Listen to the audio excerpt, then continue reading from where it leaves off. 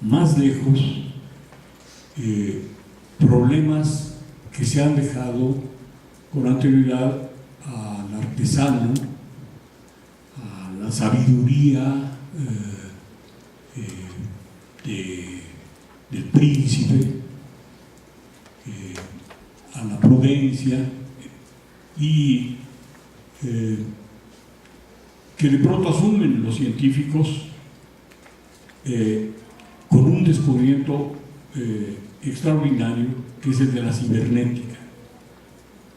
Este descubrimiento lo hacen, el primer artículo que se escribe sobre cibernética lo firma en primer lugar un mexicano que se llamaba Arturo Rosenbluth. En segundo lugar, Norbert Wiener, que es el autor más destacado y de los tres, y en tercer lugar Bigelow. Y Wiener vino a México y aquí publicó un libro, aquí escribió un libro que se llamó El uso humano de los seres humanos, en que como científico se planteó el problema de cómo logramos al usar, fíjense, el uso humano de los seres humanos, al instrumentar a un ser humano, cómo logramos hacerlo de una manera humana.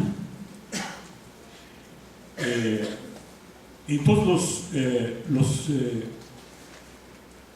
colaboradores de Wiener y el propio Wiener abrieron un campo muy novedoso que también se da en otros terrenos, por ejemplo en el de Piaget, en la pedagogía, con la escuela constructivista que él encabeza,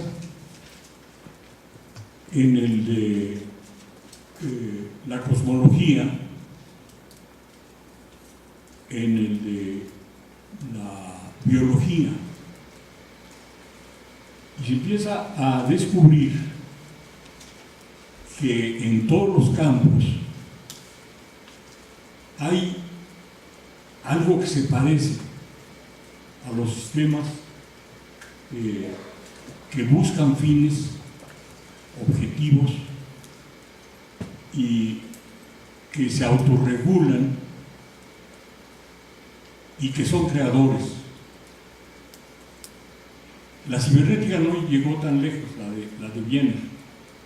Ahí nada más se planteó el problema del logro de determinados fines por un organismo o por un colectivo o por una organización.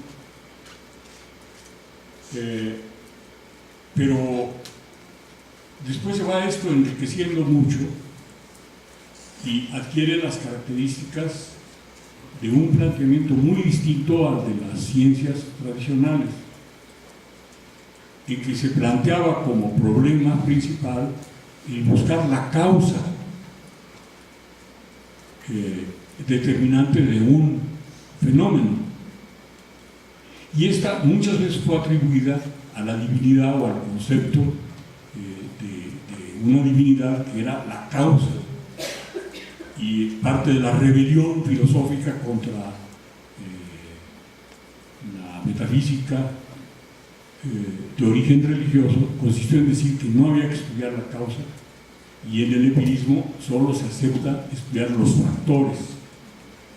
En todo caso es la relación entre lo que precede a un fenómeno y a lo que se puede atribuir a un fenómeno y el fenómeno mismo.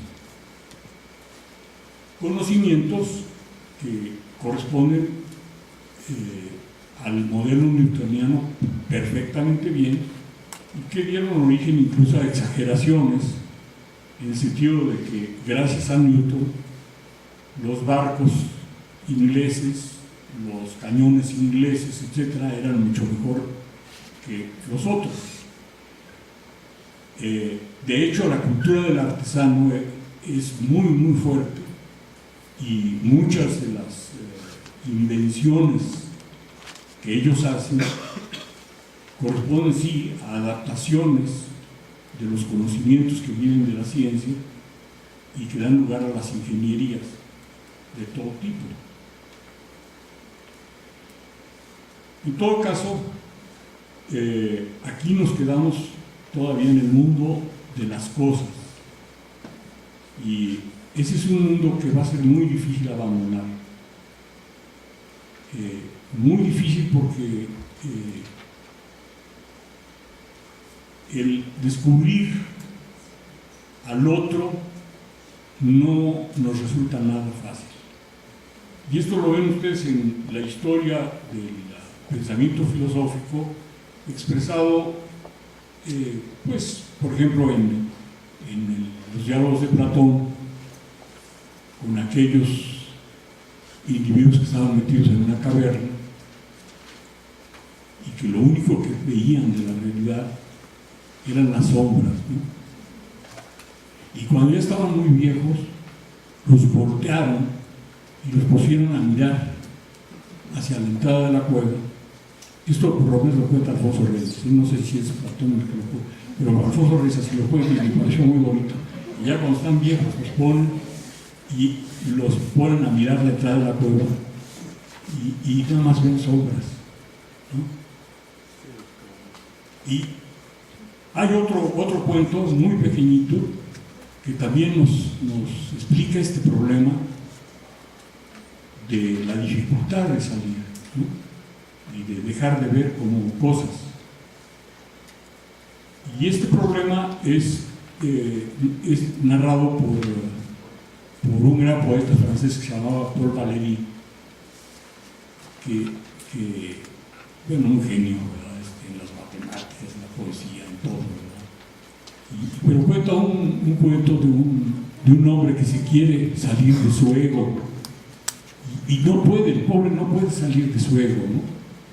Y un día de pronto sí ve a otro y le entra una pena horrible porque era un espejo, se estaba viendo a sí mismo y detrás no había nada más que una cosa. Entonces, este problema, fíjense ustedes, se repite en ciencias sociales ya con una teoría, que es la de Durkheim. Es necesario estudiar los fenómenos sociales como cosas, ¿no?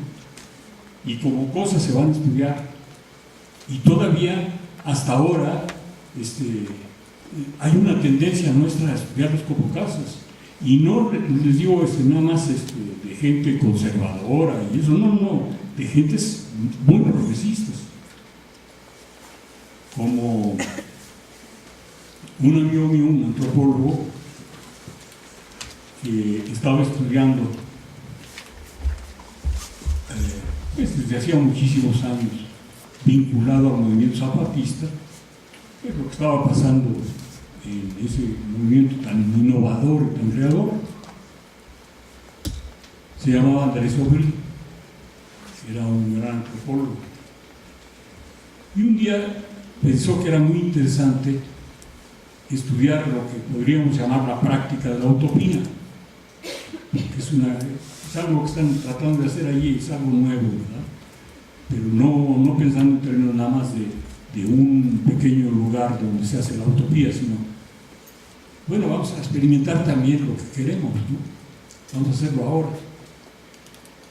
Y entonces iba a hablar con la Junta del Buen Gobierno de un caracol para ver si le autorizaban, junto con unos compañeros jóvenes, ¿verdad?, a hacer una investigación.